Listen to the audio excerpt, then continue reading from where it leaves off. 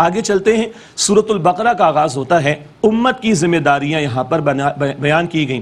سابقہ امت بنی اسرائیل کا ذکر بھی آتا ہے اور پھر نبی اکرم صلی اللہ علیہ وسلم کی امت مسلمہ، اس کا تذکرہ بھی آئے گا بعد میں چل کر انشاءاللہ۔ پہلا رکوع ہے قرآن حکیم سے ہدایت پانے والوں کے اوصاف۔ متقین ہیں جن کو قرآن حکیم سے ہدایت ملے گی، اور جو تکبر و تعصب میں مبتلا ہو کر حق کی مخالفت پر اڑ جائیں گے وہ کھلے کافر ہیں جن کو عذاب میں مبتلا کیا جائے گا۔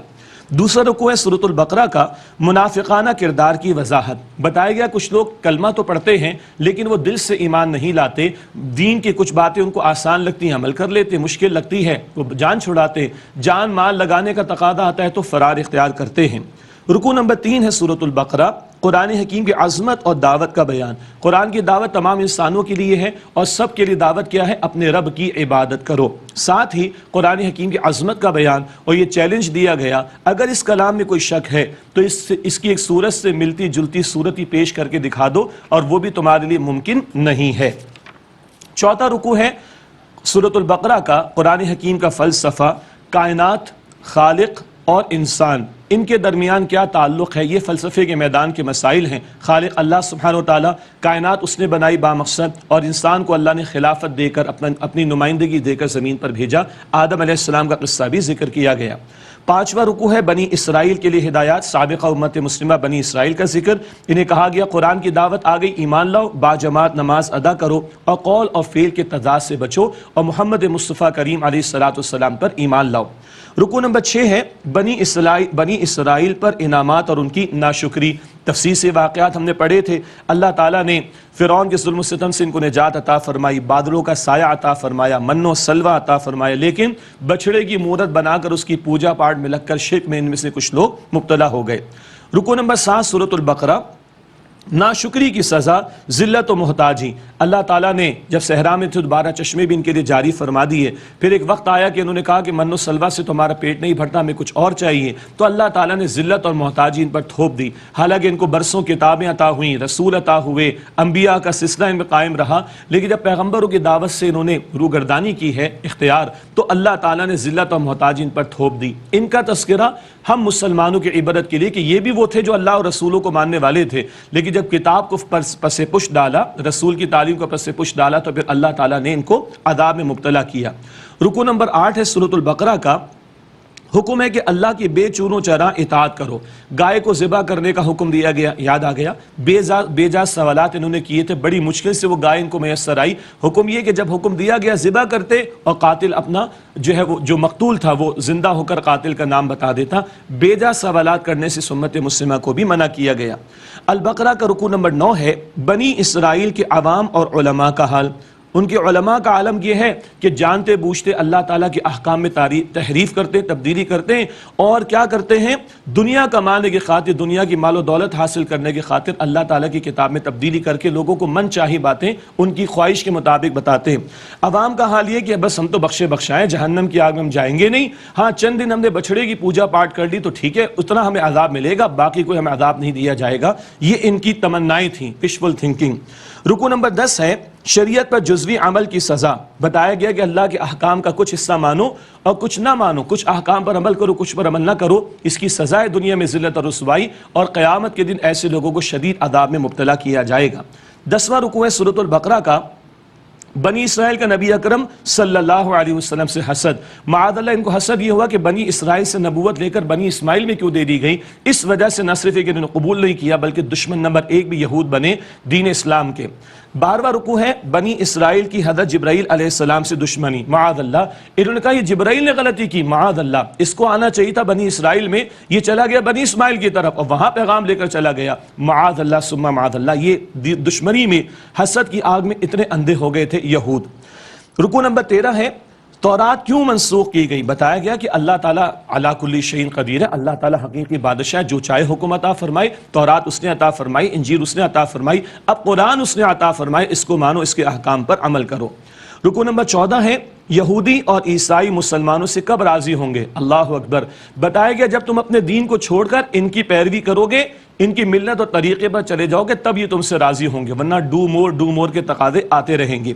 رکوع نمبر 15 سورۃ البقرہ حیات ابراہیم علیہ السلام آزمائشوں کی داستان. اللہ اکبر. ایک جملے میں سیدنا ابراہیم علیہ السلام کی پوری حیات طیبہ کو اللہ تعالیٰ نے آزمائشوں کا ذکر فرما کر عظیم زندگی قرار دیا اور ان کی دعائیں نقل کی گئیں. ربنا تقبل منا انک انت السمیع العلیم جب خانہ کعبہ کی اثر نو تعمیر فرما رہے تھے.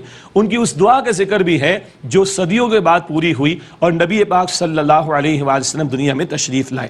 اس کے بعد پہلے پارے کا آخری رکوع ہے سورۃ البقرہ رکوع نمبر 16. ملت ابراہیمی کی وضاحت. بار بار قرآن میں ذکر آتا ہے ابراہیم علیہ السلام کی ملت یعنی ان کے طریقے کی پیروی کرو. وہ کیا ہے؟ اللہ جب جب حکم دے اذ قال له ربه اسلم قال اسلمت لرب العالمین.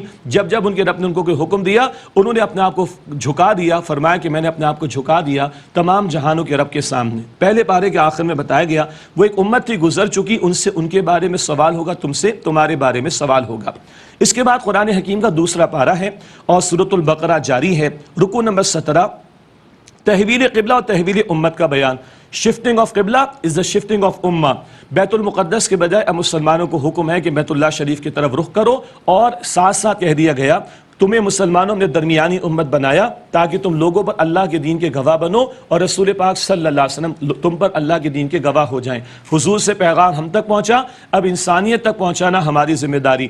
قبلے کی تبدیلی ہو گئی, امت کی بھی تبدیلی ہو گئی. بنی اسرائیل معزول کر دیے گئے اور نبی پاک علیہ الصلوۃ والسلام کی امت کو امت وسط اور امت مسلمہ کا منصب عطا کر دیا گیا.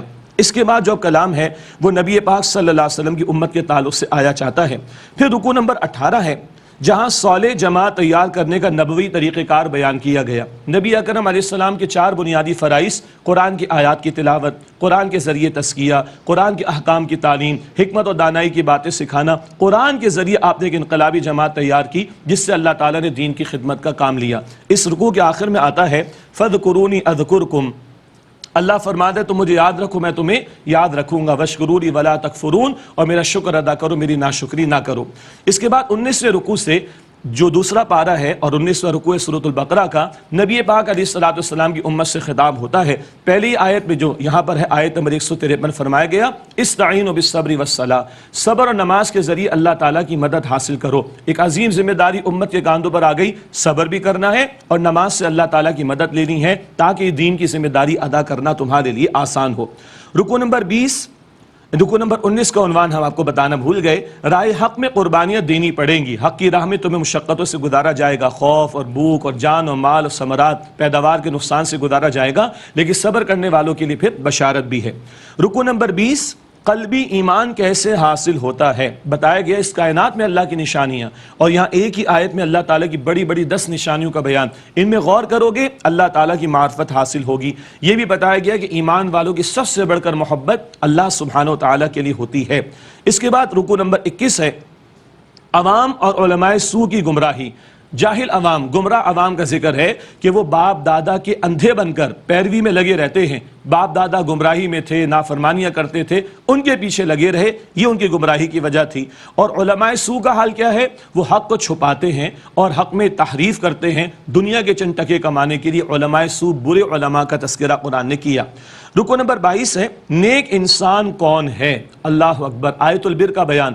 حقیقت میں نیک کون ہے؟ جو ایمان بھی لائے, جو انسانی ہمدردی کا جذبہ بھی رکھے, نماز بھی قائم کرے, زکوٰۃ بھی ادا کرے, وعدے کو بھی پورا کرے, صبر کا مظاہرہ کرے تکالیف پر, اور جب جنگ کا موقع ہے حق و باطل کا مارکا تو استقامت کا مظاہرہ کرے. یہ نیکی کا جامع تصور یہاں البقرہ آیت نمبر 177 میں بیان ہوا. پھر رکوع نمبر 23 ہے سورۃ البقرہ جاری. رمضان, قرآن اور روزے کا بیان. رمضان کیوں افضل ہے؟ نزول قرآن کی وجہ سے. روزوں کی فرضیت کا بیان آیا. مقصد کیا ہے؟ لعلکم تتقون, تاکہ تم میں تقوی پیدا ہو جائے. کچھ احکام کا بھی بیان ہے. اعتکاف کا تذکرہ بھی اسی مقام پر عطا ہوا. پھر رکوع نمبر 24 ہے سورہ البقرہ. اللہ کی راہ میں قتال اور انفاق کا حکم. بتایا گیا کہ مکہ مکرمہ سے مدینہ ہجرت ہو گئی, اب ہجرت کے بعد قتال کے احکامات آ رہے ہیں اور ان کا مقصد کیا ہے؟ وَيَكُونَ الدِّينُ لِلَّهِ, دین پورے کا پورا اللہ سبحانہ و تعالیٰ کے لیے ہو جائے تاکہ اللہ تعالیٰ کی زمین پر اللہ کے احکامات کا نفاذ ہو. اس مقصد کے لیے قتال کا حکم دیا اور یہ بھی فرمایا کہ انفاق کرو, راہ خدا میں انفاق کرو گے تو کلمہ دین کی سربلندی ہوگی, تمہارا ایمان محفوظ رہے گا, اور اگر انفاق نہیں کرو گے تو تم اپنے آپ کو ہلاکت میں ڈال رہے ہوگے. رکوع نمبر 25 ہے پورے کے پورے اسلام پر عمل کرو، ادخلوا فی السلم کافہ، اسلام میں پورے کے پورے داخل ہو جاؤ. یہ نہیں کہ کچھ باتیں مانی کچھ باتیں نہ مانی، کچھ پر عمل کیا کچھ پر عمل نہ کیا، یہ قابل قبول نہیں. پورے کے پورے اسلام میں داخلے کا مطالبہ ہے. رکوع نمبر 26، جنت کا حصول آسان نہیں. اللہ اکبر. فرمایا گیا تم نے سمجھ لیا کہ جنت تمہیں ایسے ہی مل جائے گی، حالانکہ بھی تم سختیاں اور تکالیف اور مصائب نہیں آئے جو پہلے لوگوں پر آئے. انبیاء اور رسول اور ان کے صاحب ایمان لوگوں کو تو ہلا دیا گیا، پھر اللہ تعالیٰ کی مدد آئی تھی. جنت مشقتوں سے گزر کر ملنے والا مقام ہے. رکوع نمبر 27، کافروں کے جرائم زیادہ سنگین ہیں. اس رکوع میں اللہ تعالیٰ نے شراب و جوئے کی اولین حرمت کا ذکر کیا کہ دیکھو ان میں نقصان زیادہ ہے، فائدہ کم ہے، چوکنے ہو جاؤ. اور یہ بھی بتایا گیا کہ حرمت والے مہینوں میں اگر کافر تم سے جنگ کریں تو تم بھی ان سے جنگ کر سکتے ہو، اور کامیابی ان کے لیے ہے. جنت کے صحیح امیدوار وہ ہیں جو ایمان بھی لائیں، اللہ کی راہ میں ہجرت بھی کریں اور مال و جان سے اللہ کی راہ میں جہاد بھی کریں. رکوع نمبر 28 سے 4 رکوع میں گھریلو زندگی سے متعلق رہنمائی ہے. رکوع نمبر 28 میں خواتین سے متعلق مسائل کا بیان، حیض کے بارے میں، ایلا خاص قسم کھا لینا اس کے بارے میں، اور طلاق یافتہ عورتوں کے بارے میں احکامات عطا ہوئے. رکوع نمبر 29 ہے طلاق کی اقسام کا بیان ہے. اگر 1 یا 2 کے حد تک طلاق دی ہے تو رجوع کا امکان ہے، یہ طلاق رجعی ہے. اور اگر 3 طلاقیں دے دی تو معاملہ پھر ختم ہو جاتا ہے، الا یہ کہ حلالے کا معاملہ اختیار کیا جائے، شرعی حلالہ جس کو کہا جاتا ہے. رکوع نمبر 30 ہے خواتین سے متعلق مسائل کا بیان. یہاں رضاعت کا معاملہ، بچے کو دودھ پلانے کا معاملہ، اس کا تذکرہ، بیوہ خاتون کی عدت کا بھی تذکرہ کیا گیا. رکوع نمبر 31 ہے رخصتی سے پہلے طلاق. اس کے بارے میں مسائل بیان کیے گئے. رخصتی سے پہلے اگر طلاق دے دی گئی تو اگر مہر مقرر ہے، مہر اگر مقرر نہیں تو کیا شکلیں ہوں گی، اس کا تفصیل سے یہاں پر تذکرہ کیا گیا. اس کے بعد ایک اہم نقطہ یہ بتایا گیا کہ خاندانی معاملات بجا ہیں لیکن نمازوں کی حفاظت کرنا اور اللہ تعالیٰ کے حضور عاجزی اختیار کرنا. نماز سے اللہ کا خوف دل میں پیدا ہوگا تو گھریلو زندگی بھی درست اور صحیح رہے گی انشاءاللہ. اس کے بعد رکوع نمبر 32 ہے اہمیت مال کی نہیں علم کی ہے. سموئیل نبی کا دور، جناب طالوت کا ذکر یاد آ گیا اور جناب طالوت کو سپہ سالار مقرر کیا گیا. قوم نے کہا کہ بھئی ان کے پاس تو مال زیادہ نہیں، تو بتایا کہ اللہ تعالیٰ نے ان کو علم بھی عطا فرمایا، جسم بھی عطا فرمایا. علم کی اہمیت ہے، محض مال و اسباب کی بنیاد پر کسی کی قدر و قیمت نہیں ہوا کرتی. اس کے بعد قرآن حکیم کا 3 پارہ ہے اور سورۃ البقرہ کا رکوع نمبر 33 ہے. اہمیت اسباب کی نہیں اللہ کی مدد کی ہے. کم من فیۃ قلیلۃ غلبت فیۃ کثیرۃ باذن اللہ. بارہا ایسا ہوا کہ ایک چھوٹی جماعت اللہ کے حکم سے ایک بڑی جماعت پر غالب آ گئی. جناب طالوت کے لشکر کو جالوت جو کہ مشرق قوم کا سربراہ تھا اس کے اوپر فضیلت دی گئی، بلکہ اس کے اوپر فتح عطا کی گئی. اور داؤد علیہ السلام نے جالوت کو قتل کیا تھا. پیغمبروں نے جنگ بھی کی ہے اور مشرکوں کا سر بھی جو ہے وہ اڑایا ہے. اللہ اکبر. یہ بھی ذہن میں نقطہ رہنا چاہیے. رکوع نمبر 34 ہے سوال، کیا روز قیامت شفاعت کام آئے گی؟ جی ہاں، لیکن اللہ کے اذن سے. آیت الکرسی کا بیان ہے من ذا الذی یشفع عندہ الا باذنہ، کون ہے جو اللہ کے سامنے شفاعت کر سکے مگر اسی کی اجازت سے. اور آیت الکرسی تو قرآن حکیم کی عظیم ترین آیت ہے. ہر فرض نماز کے بعد اس کی تلاوت کی تلقین بھی کی گئی. یہاں یہ بھی پہلے بتایا گیا اس رکوع میں کہ قیامت تو حتمی ہے، آ کر رہے گی. آج مہلت سے فائدہ اٹھا کر راہ خدا میں خرچ کرو کل کی قیامت کے آنے سے پہلے پہلے. رکوع نمبر 35 ہے کیا مرنے کے بعد دوبارہ زندہ کیا جائے گا؟ 3 بڑے پیارے واقعات اللہ تعالیٰ نے عطا فرمائے. ایک نمرود سے مکالمہ ابراہیم علیہ السلام کا، ایک وہ جو 100 برس تک اللہ تعالیٰ نے موت طاری رکھی، ایک رائے کہ عزیر علیہ السلام تھے، اور ایک 4 پرندوں والا واقعہ. بس کچھ اشارے دینا مطلوب ہے، کچھ یاد آ رہا ہے. وہ اس رکوع نمبر 35 میں اللہ تعالیٰ کی توحید کے دلائل بیان ہوئے. رکوع نمبر 36 انفاق فی سبیل اللہ کی فضیلت اور آداب. اللہ کی راہ میں خلوص کے ساتھ مال خرچ کرنا، ایک دانہ بھی دو تو اللہ 700 گنا اور اس سے بھی زائد تمہیں عطا فرمائے گا. دکھاوے کا صدقہ وہ ضائع ہو جائے گا، اخلاص کے ساتھ تھوڑا عمل بھی ہو تو وہ اللہ کے ہاں قبول ہوگا. رکوع نمبر 37 انفاق فی سبیل اللہ کا بہترین مصرف. بتایا گیا کہ اللہ کے راہ میں اچھا اور پاکیزہ خرچ کرو، اور وہ لوگ جو دین کی جد و جہد میں لگ کر معاش کی محنت کرنے کے قابل ہی نہ رہے، جنہوں نے اپنے آپ کو دین کے کام کے لیے وقف کر دیا ہو، تمہارے انفاق کے اہم ترین مستحق ایسے لوگ ہیں. رکوع نمبر 38 سودی لین دین کی زوردار مذمت. اللہ اکبر. بتایا گیا اگر تم واقعتاً ایمان والو تو سود کے معاملات کو چھوڑ دو، اگر نہیں چھوڑتے تو آگاہ ہو جاؤ اللہ تعالیٰ اور اس کے رسول علیہ السلام سے جنگ کرنے کے لیے. استغفر اللہ.